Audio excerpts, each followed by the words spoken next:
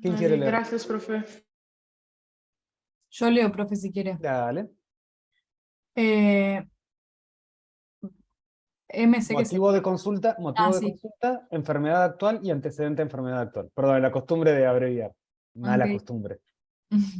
Motivo de consulta, pérdida de la conciencia en vía pública, eh, enfermedad actual y antecedente de enfermedad actual, paciente traído por el servicio de ambulancias del SAME a la guardia médica donde usted trabaja. Masculino de 65 años de edad, el médico de la ambulancia refiere haber recibido el llamado porque una persona había perdido el tono postural y la conciencia en la vía pública.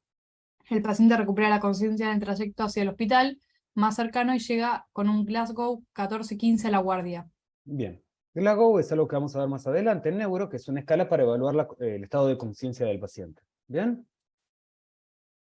Entonces, tenemos un paciente masculino, 75 años, es un paciente añoso, que estaba en la calle, en la vía pública, y de repente pierde el tono postural, ¿bien? Y la conciencia, es decir, se desvanece, se desmaya.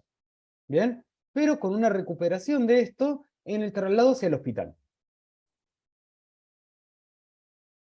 Signos vitales, 38,1 la temperatura axilar, una tensión arterial de 90 a 65, una frecuencia cardíaca de 110 y una frecuencia respiratoria de 20. ¿Cómo están los signos vitales de este paciente? La temperatura está bien. ¿Está bien la temperatura? Estaba alta. Bien, es decir, está febril. Está febril. Bien. Eh, ¿La TA cómo está? la TA está baja. Bien. ¿Sistólica y La diastólica frecuencia baja? no, la diastólica está bien. La sistólica está baja. Bien. Y la frecuencia cardíaca está un poco aumentada. Ujú. Y la frecuencia respiratoria también. Bien. ¿Qué opina el resto? ¿Está de acuerdo? Sí, profe. Bien. ¿Y por qué creen ustedes que la temperatura y la tensión arterial y la frecuencia, o sea, que está la temperatura aumentada, la frecuencia cardíaca aumentada y la tensión arterial disminuida? ¿Por qué puede llegar a ser esto?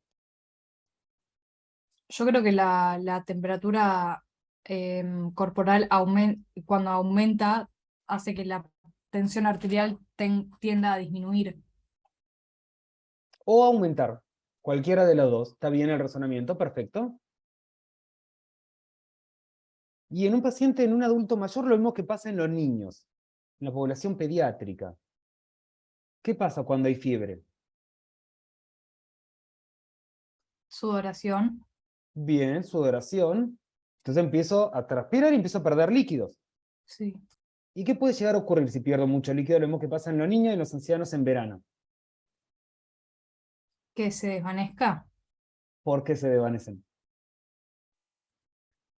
porque le baja la presión. No sé. Y Eh, vamos por el buen camino, vamos, pensémoslo. Entonces, estoy con Por fiebre. deshidratación también. Bien, por deshidratación. Puede ser que este paciente esté deshidratado por la fiebre. Puede ser una suposición, ¿no? Que el paciente esté deshidratado por la fiebre, bien, que al estar deshidratado la tensión arterial esté disminuida y para compensar aumente la frecuencia cardíaca. Tranquilamente puede ser eso o no. sí. Sí, creo sí. Ahora bien, como ya estudiamos en cardiología, eh, la fiebre, bien, puede generar alteraciones, de hecho, mejor dicho, la fiebre genera alteraciones en el metabolismo, bien. La fiebre misma puede ser lo que esté aumentando la frecuencia cardíaca. Y al aumentar la frecuencia cardíaca, puede ser que haya generado una arritmia a mi paciente y que por eso el desvanecimiento. ¿Estamos de acuerdo también? Sí. Y como también estudiamos en cardio, en tercera edad la tensión arterial puede estar baja de forma crónica. Bien, que son hipotensos o pueden ser hipertensos de forma crónica. Bien, siempre tenemos que tener en cuenta de que no sabemos los antecedentes clínicos de mi paciente. Puede ser de que sea un hipotenso crónico, bien, y esa sea su TA fisiológica, y que ahora esté con fiebre y la frecuencia cardíaca con ese valor para tratar de compensar. ¿Bien? Y esos son, cuando tenemos los resultados laboratorios, lo que ya vamos analizando, siempre teniendo en cuenta el motivo de consulta. Entonces, ahora podemos, como diagnósticos presuntivos, hasta el momento podemos decir de que el paciente tuvo una arritmia, ¿bien? Y como consecuencia de la arritmia se desvaneció, y que esa arritmia se activó por la fiebre, o que mi paciente esté deshidratado, y que el desvanecimiento sea como consecuencia de la deshidratación. ¿Estamos de acuerdo? Sí. Sí, Bien. profe. ¿Y qué iríamos a buscar al examen físico en estos casos? ¿Por dónde arrancarían?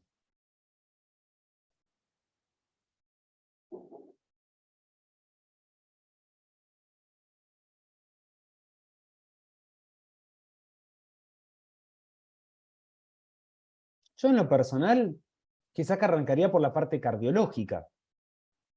Si está deshidratado, ¿pone en riesgo su vida? A corto plazo, inmediatamente, digamos. No. No. En cambio, si tiene una arritmia, ¿puede poner en riesgo su vida a corto plazo? Sí. Entonces arrancaría quizás por lo cardiológico, ¿bien? Y ahí arrancaría por la auscultación, buscaría cómo están eso, los demás parámetros y demás, ¿bien? Para la deshidratación, ¿qué signo buscaríamos al examen físico?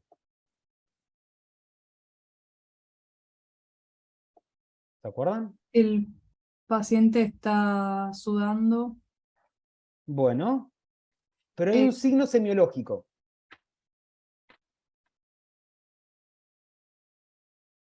Que lo vimos en la primera era. El signo del pliegue. Ah, es verdad. Con el signo del pliegue, bien, que yo lo evalúo presionando sobre una estructura ósea, puedo ver cómo está el estado de hidratación de mi paciente. Bien, que era positivo cuando queda marcado. ¿Bien? Bien.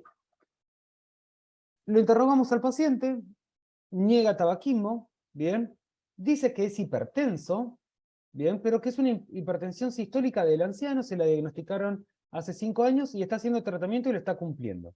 Y niega otros antecedentes de relevancia, pero también refiere que está con diarrea hace 10 horas, con mucho dolor abdominal, con cefalea, náuseas y vómitos, que había salido a comprar una medicación a la farmacia y de repente empezó a ver borroso y sentirse mareado, para luego despertar directamente en la ambulancia. ¿Bien? Al examen físico. Abdomen plano, ruidos aéreos aumentados. ¿Bien? Lo fisiológico sería una cruz, mientras más cruces, aumentados. ¿Bien? Sin ruido de lucha. Blando, acá con una L. Blando, depresible, doloroso a la palpación profunda en el marco colónico, sin signo de reacción peritoneal, no se palpan visceromegalias, refiere muchas múltiples deposiciones líquidas de 10 horas de evolución asociado a náuseas y vómitos.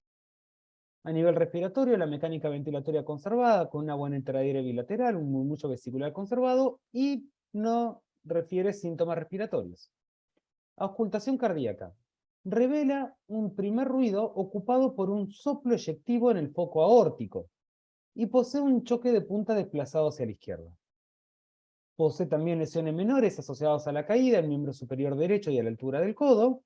Está orientado auto y alopsíquicamente con pupilas reactivas y las mucosas se encuentran deshidratadas, secas y pálidas, con el signo de pliegue positivo.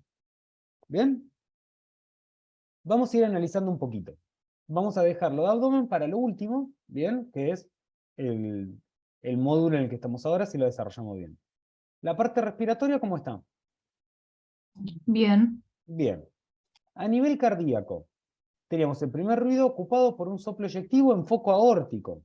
Bien, si ya te habla que es en foco aórtico, ¿de qué valvulopatía podríamos estar? ¿Dónde estaría la lesión anatómica? ¿En qué válvula?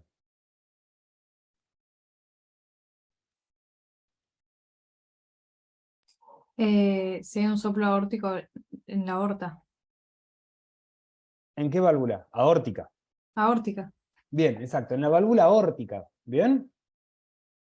Entonces me está diciendo de que mi paciente ya tiene una valvulopatía.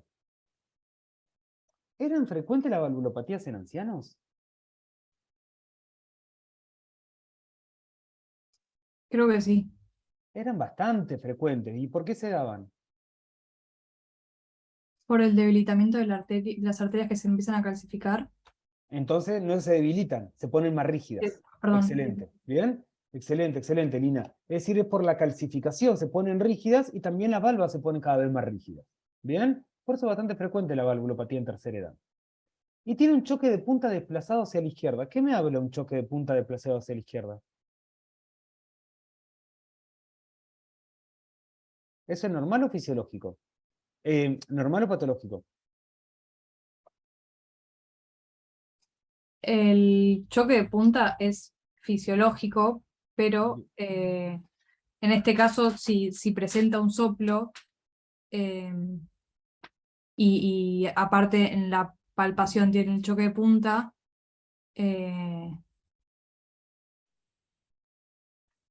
yo creo que es un soplo por una insuficiencia aórtica, pero no sé. Puede ser un soplo por insuficiencia aórtica, bien, de hecho es un soplo por la insuficiencia aórtica, pero el choque de punta que esté desplazado hacia la izquierda era algo patológico, porque Sí. el choque de punta tenía que estar a la altura de la línea hemiclavicular, donde está el ápex cardíaco, ¿se acuerdan? Entonces, cuando está desplazado hacia la izquierda, ¿de qué me está hablando? Que existe una ¿qué? Una cardiomegalia. Y en general, cuando se desplaza hacia la izquierda y Dressler es negativo, y estimamos que acá el Dressler es negativo porque no lo informa, ¿bien? Me está hablando de una hipertrofia del ventrículo izquierdo. ¿Por qué mi paciente puede tener una hipertrofia del ventrículo izquierdo?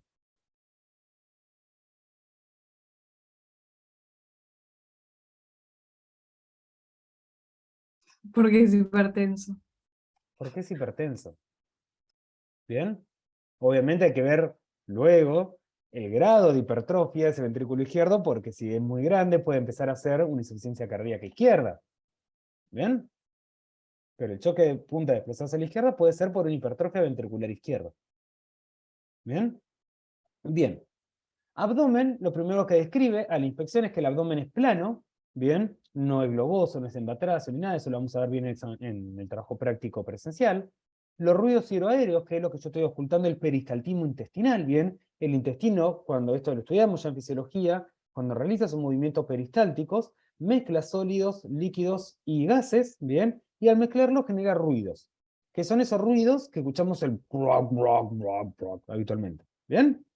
Eso en medicina lo llamamos ruidos hidroaéreos o también lo llamamos borborismos. Van a poder llegar a leer en algunas situaciones que en realidad el borborismo no es sinónimo de ruido hidroaéreo. Esto al margen, no tienen por qué saberlo, ¿ok?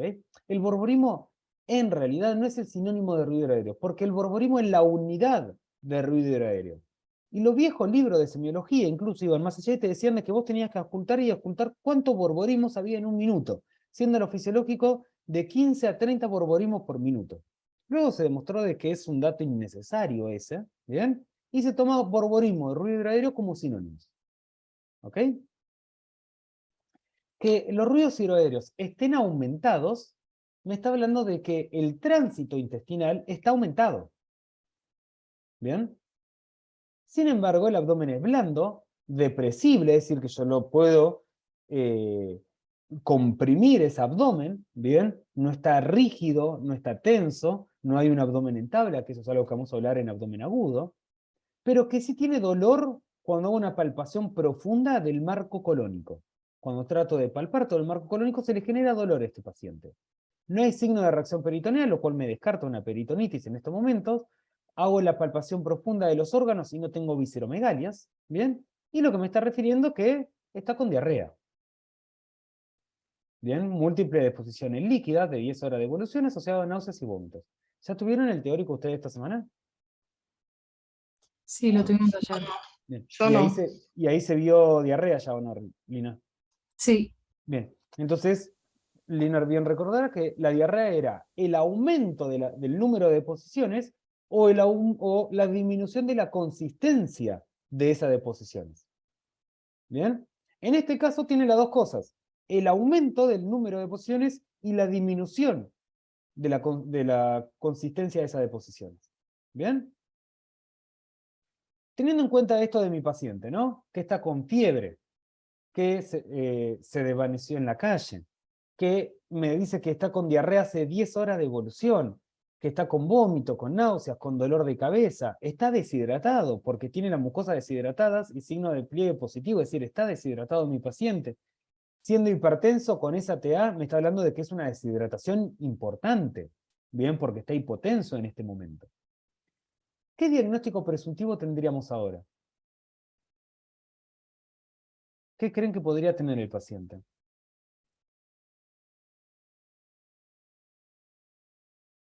Una infección ¿Una infección en dónde? intestinal. Intestinal, ¿bien? ¿Y cuál es la infección intestinal más frecuente de todas? Que todos hemos padecido más de una vez, seguramente. Gastroenteritis. Una gastroenteritis, excelente. ¿Bien? Y la gastroenteritis puede generar fiebre, obviamente dependiendo del origen y demás. ¿Bien? Y la gastroenteritis en niños y en ancianos son un tema importante a tener en cuenta porque generan deshidrataciones. Y generan deshidrataciones rápidamente evolutivas. ¿Bien? Bueno, esto más o menos lo que hablamos. Como hablamos de que la gastroenteritis en general es la causa infecciosa, en niños, sin embargo, lo más frecuente es que sean virales, en adultos pueden deberse a intoxicaciones alimentarias, gérmenes oportunistas, viene a decir que esto ya creo que lo estudiaron en microbiología, no en patología, pero que sí, de las enfermedades oportunistas en el HIV-Sida, ¿bien? Y que se presenta como un síndrome diarreico que puede estar acompañado de náusea, fiebre, vómitos y demás, ¿bien? Suele ustedes que lo describiría el paciente como un dolor tipo cólico, como un dolor punzante, urente, opresivo. ¿Qué características creen ustedes que tendría el dolor? Piensen si alguna vez tuvieron una gastroenteritis, ¿cómo era ese dolor? Agudo. ¿Opresivo? Bien, es un dolor agudo que no suele ser opresivo, sino que es de tipo cólico. Va y viene, son esos retorcijones que, ay, me muero, y después alivia un poco, y después vuelve. Eso es el dolor de tipo cólico, que va y viene. Perdón, que va y viene. ¿Bien? En esto sería muy importante preguntarle a mi paciente, para pensar en el origen, qué fue lo último que comió antes de sentirse mal, o si hubo algún cambio en su dieta. ¿Bien? Pues tranquilamente me puede decir, no, la verdad que ayer llegué tarde a casa y comí nada. Paré en un kiosco y me comí un pancho en la calle. Y bueno, ahí podemos pensar en una intoxicación alimenticia. ¿Bien? Tranquilamente una gastroenteritis puede llegar a ser por alguna otra enfermedad. Si no hubo ningún cambio en los hábitos alimenticios de mi paciente o nada relevante a nivel alimenticio. ¿Bien? Puede ser como ustedes ya habrán estudiado en microbiología por parasitosis. ¿Bien? ¿Y la parasitosis puede dar fiebre? Sí. Sí, en muchos casos. ¿Bien? Por eso es importante indagar también si hizo algún viaje a algún otro lugar de forma reciente, ¿bien? Cómo son las condiciones socioambientales, es decir, si tiene agua de pozo o tiene agua corriente, si tiene cloacas, dónde es que vive, cuáles son las condiciones en las que vive y demás. Dentro, como dijimos, de la gastroenteritis, en realidad también tenemos distintas causas, o sea, mejor dicho, etiologías, ¿bien? Que me pueden llegar a provocar esto, ¿bien? Como decimos, las principales son las infecciones, pero también podemos llegar a tener que sea por alergia, por una alteración a nivel de la absorción, ¿bien? Entre esto muy frecuente, no en esta edad del paciente, pero sí la enfermedad celíaca, ¿bien? O la intolerancia a la lactosa, que sea algo también de alguna patología a nivel ya neuropsiquiátrica, como es el colon irritable o la enfermedad inflamatoria intestinal, ¿bien? Puede llegar a ser la manifestación de alguna enfermedad endocrinológica. En el hipertiroidismo habíamos hablado de que se presentaba con múltiples episodios de diarrea, ¿bien? Entonces hay que ver si no estamos en presencia de un hipertiroidismo, a diferencia del hipotiroidismo que generaba constipación, como ustedes bien se acuerdan. También puede llegar a ser, y ahí es donde tenemos que indagar bien, esto lo vamos a ver más adelante, ¿bien? Que puede ser un síntoma dentro de otro síndrome, el síndrome diarreico. Que puede ser una manifestación, por ejemplo, de una apendicitis aguda. Y la apendicitis aguda no es lo más frecuente, pero tranquilamente puede dar fiebre. También puede verse por fármacos, intoxicación, metales pesados y demás. Estos metales pesados lo pensaría yo si, por ejemplo, mi paciente bebe agua de pozo, lo mismo que todo lo que son parasitosis. ¿Bien? Y algo importante, como decíamos, a indagar bien es, siempre cuando estamos presentes en un síndrome diarreico, evaluar si es algo agudo o crónico, preguntarle a mi paciente las características de esa diarrea.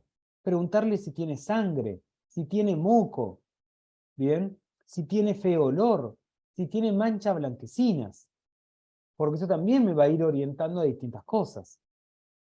Evaluar también los vómitos y las náuseas y las características de este vómito. Si es un vómito alimenticio, un vómito biliar, ¿bien?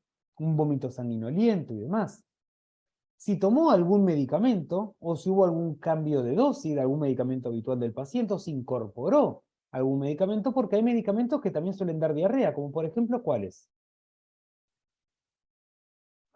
Los antibióticos. Antibióticos. Los antibióticos. Y quizás que mi paciente haya empezado a tomar antibióticos porque estaba con una infección de la muela y que la fiebre sea por la infección de la muela. Bien, y quizás que yo estoy orientándolo a algún lado cuando no va a ese lado. Bien, por eso es importante indagar todo esto. Si tuvo fiebre, ¿hace cuánto? ¿Qué empezó primero, la fiebre o la diarrea? Bien, antecedentes de enfermedades autoinmunes y demás. Bien. Y acá todas las causas, que esto también lo tiene en el teórico, de diarrea crónica, no aguda, que ya el estudio es completamente distinto. ¿Bien? Acá en las diarreas crónicas, ya las preguntas y el interrogatorio que vamos a ir haciendo es distinto. Más que nada es hace cuánto que está con esta diarrea, obviamente las características de la diarrea y demás, pero también si se acompaña algún otro síntoma de pérdida de peso, ¿bien? Si tiene alguna patología, si tuvo alguna cirugía, si tiene, obviamente, hábitos tóxicos, drogas, alcoholismo, ¿bien? Ir pensando también en un síndrome malabsortivo de nuestro paciente o en un síndrome también a nivel de nutriciones. Bien. ¿Dudas, preguntas? No, profe.